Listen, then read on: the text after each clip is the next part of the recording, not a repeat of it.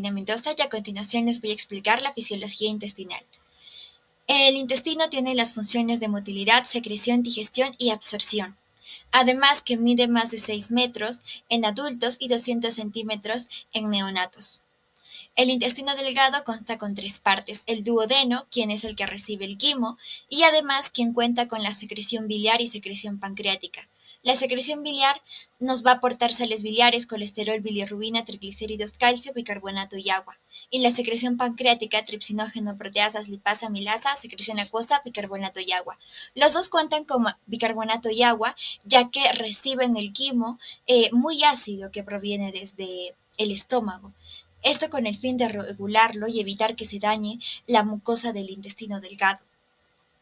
Además, en el duodeno es donde se va a dar la mayor digestión, gracias también al aporte de la secreción pancreática y la secreción biliar, que llegan al duodeno por medio del conducto colédoco y el conducto de Wurtzbrunn, respectivamente, para ayudar a degradar los alimentos. Además, el duodeno recibe enzimas del borde en cepillo, con el fin de absorber hierro, calcio y magnesio. La segunda parte es el yeyuno, que se va a encargar de la mayor absorción de macronutrientes, ya sean carbohidratos, proteínas, péptidos, vitaminas hidrosolubles, calcio, magnesio, agua y hierro. El yeyuno va a tener mayor diámetro, más pliegues circulares y más vellosidades, y estas van a ser más finas justo porque se va a encargar de la mayor absorción. Y el ilion se va a encargar de la absorción lipídica, es decir, de la absorción de vitaminas lipídicas como la vitamina B6, B12, A, D, E, K. Estas, a diferencia del yeyuno, va a contar con mayor placa Speyer, con mayor irrigación vascular, pero con paredes más delgadas y menos vascularizadas. La inervación del intestino está dada por una inervación parasimpática del nervio vago y una inervación simpática, que vienen del plexo celíaco y plexo mesentérico superior. La inervación parasimpática se va a encargar de la vasodilatación y la inervación simpática de la vasoconstricción. El mesenterio es una parte del intestino que trae vasos mesentéricos, nervios y vasos linfáticos. Hablando de la estructura interior del intestino, esta va a contar con pliegues circulares, las que vemos a continuación en la luz del intestino delgado. Estos también se van a llamar válvulas de Kerckring y van a tener una superficie de absorción de 1.5 metros cuadrados. Es decir, van a triplicar la superficie de absorción normal del intestino. El músculo circular interno, el plexo de Auerbach y la submucosa de Meissner y el plexo longitudinal van a conformar las paredes del intestino delgado. A su vez, dentro de las válvulas de Kerckring vamos a visualizar las criptas de Leeuwenhoek, que se van a encargar de la secreción intestinal, aproximadamente 2 litros al día. Este va a ser un líquido isotónico e hídrico. En las criptas de Leeuwenhoek también vamos a presenciar a los enterocitos, a las células de Brunner, caliciformes, células endocrinas, entre otras células más, que van a tener la función de digerir sustancias y la de defensa frente al exterior, como las células de Panet, que secretan lisocimas frente a las bacterias, o las células de Brunner y caliciformes, que secretan moco con el fin de protegerse del medio ácido del quimo, y también como barrera frente al exterior. Hemos hablado de las enzimas del borde en cepillo. Bien, el borde en cepillo lo van a conformar las microvellosidades y las vellosidades. Las vellosidades van a van a multiplicar o van a aumentar de 10 a 12 veces la superficie de absorción, mientras las microvellosidades de 20 a 30 veces la superficie de absorción, dándonos una superficie de absorción de 300 metros cuadrados. Además, la diferencia frente al exterior va a estar en función de que las uniones estrechas intercelulares se mantengan cerradas.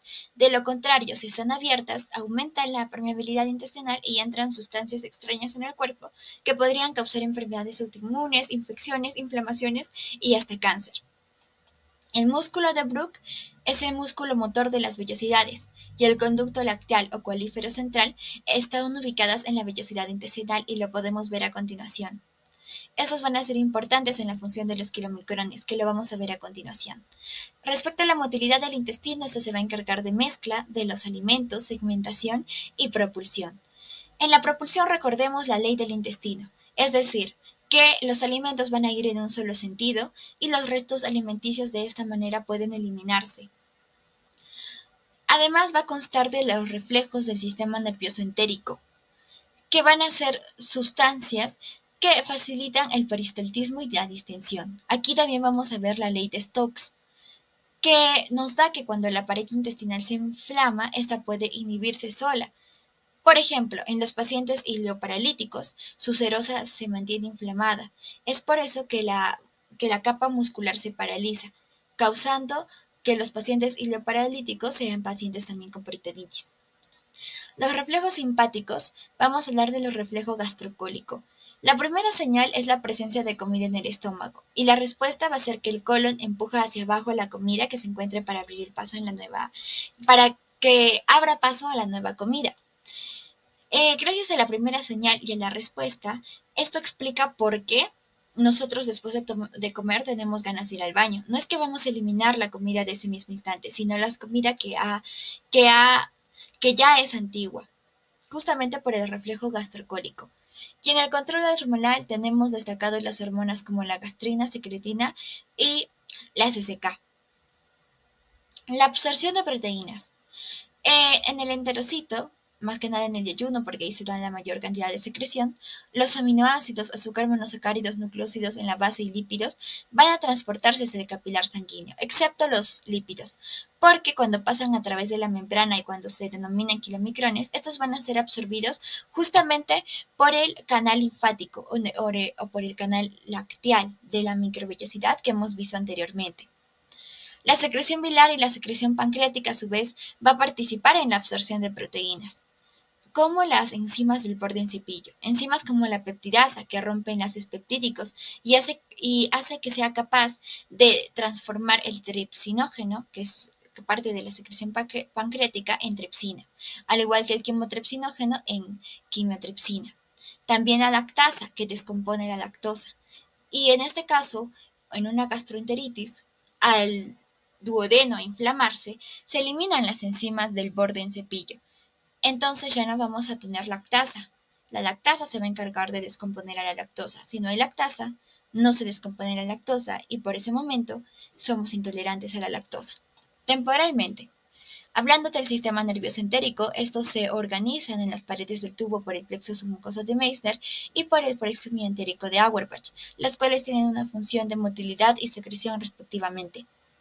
Se van a coordinar en ausencia de inervación extrínseca, es decir, no van a depender del sistema nervioso autónomo ni el del parasimpático. Sin embargo, sí, el sistema nervioso parasimpático sí puede regular el sistema nervioso entérico también.